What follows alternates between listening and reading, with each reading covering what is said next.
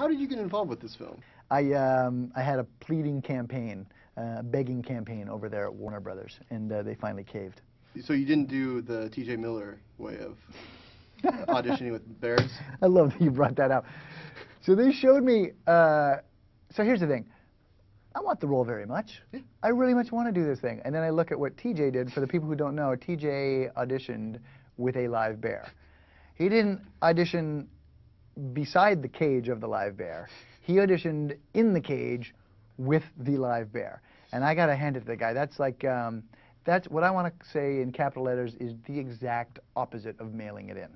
You know? Yeah, no, and what's totally. funny is if you watch the audition, it's not even really like a dashing acting performance. Hey, Yogi, what are you doing? Yeah, that's what I thought. Have you been stealing picnic baskets? He's pretty much like, nah. I hope you don't eat me. Here you go, here are your sides. Oh, those are more to be read than anything else. Okay. You were a biology major? Yeah. You were a multiple major? Yeah. Yeah. Mm-hmm. How do you feel about the Mono Lake and this new life that we've found? The what? Have you heard about this? NASA found new life? Yes. Arsenic. Okay, yeah. Well, they don't know for sure, right? Because they haven't. Yeah. Here's the thing. They scooped it out. They scooped it out of the lake bed in Arizona. Was it? Mono Lake, California. Okay. All right. So it was like this dry kind of lake. And they said, well, okay. So for the viewers that don't know, they scooped it out and they said instead of using the classic building blocks of life, they've infused this this bacteria with arsenic. And they hoped that, and they found that, oh, the bacteria survived and assimilated the arsenic. Meaning, what that means then is that life could exist with not just the building blocks of human life and life as we know it, but rather you could have arsenic boy and arsenic planet and all that kind of stuff, right? Although it's a phenomenal discovery, yeah. But they haven't empirically, methodly sanctioned it yet. But look what you did. You asked me a biology question, and suddenly I was like, "Let's talk about that." No, I'm happy. No, but yeah, I think it's front page news. Let's put it that way. So back to the acting. I was. Although, what would Arsenic Boy be like? I don't know. Maybe that's not a friendly planet. We survive on arsenic. Yeah, and we're angry about it. Oh, I'm fine. You with your water. It just sounds like, yeah, we should just kill it. You know, Exactly right. new life form, yeah. Kill it. Yeah. So I was a huge fan of Ed when I was a kid. Ah, bless your heart. Yeah, yeah. My mom that's and awesome. I watched it. Yeah, it was fun. I like that you said when you were a kid. I'm like, yeah, that's right, because it was 40 years ago.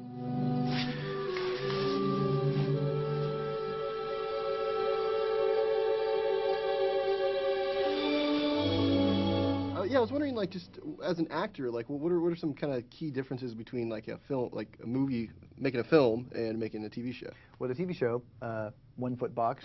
The movie screen, 39 feet. And so what that is this. Ah, that guy's ugly. You know? No,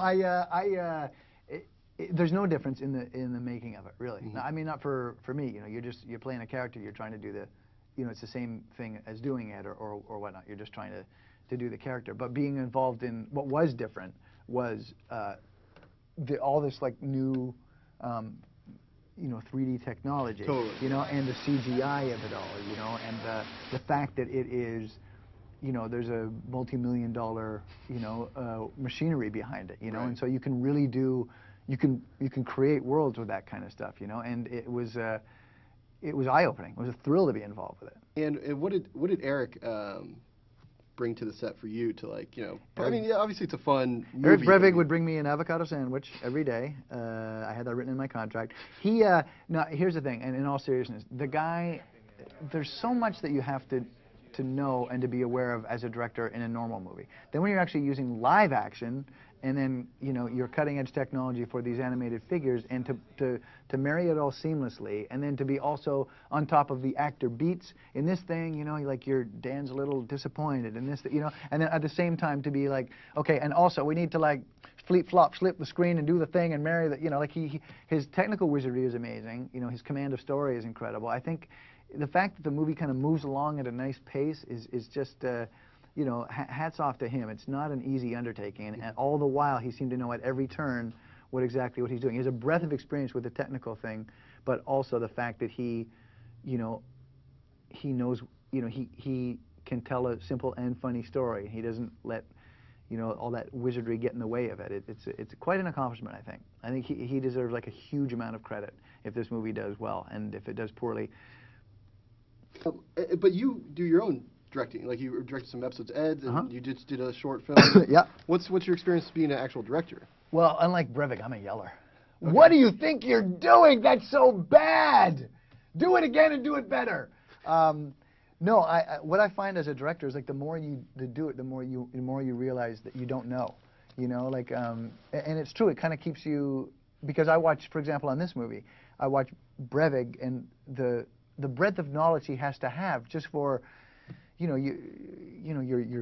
where you put your green screen, how you film that, the fact that he's actually shooting what is ostensibly a CGI movie because the two leads are CGI, but he's filming it in the wild, not in studio, in the great outdoors. You know, I mean, so as a guy who likes to direct, you know, I watch that and I go, man, you know, that guy's so much better than me.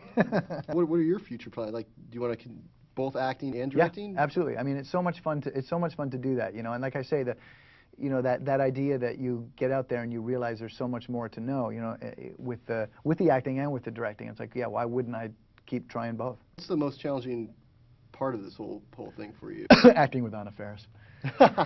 Yeah, you've seen her, right? Yeah, I just talked to her a little bit. Yeah, I'm sorry. It was hard to talk to her. Yeah, no, it's hard to talk to her. It was difficult. Yeah, she can't string a word together. She's phenomenal, you know, and I think she was gracious enough to do romantic scenes with me in this movie. So yeah, so she lost some bet or a poker thing at some point along her way. There was nothing, you know, this thing for me was, you know, I know it makes for boring interview copy, fun the whole way through.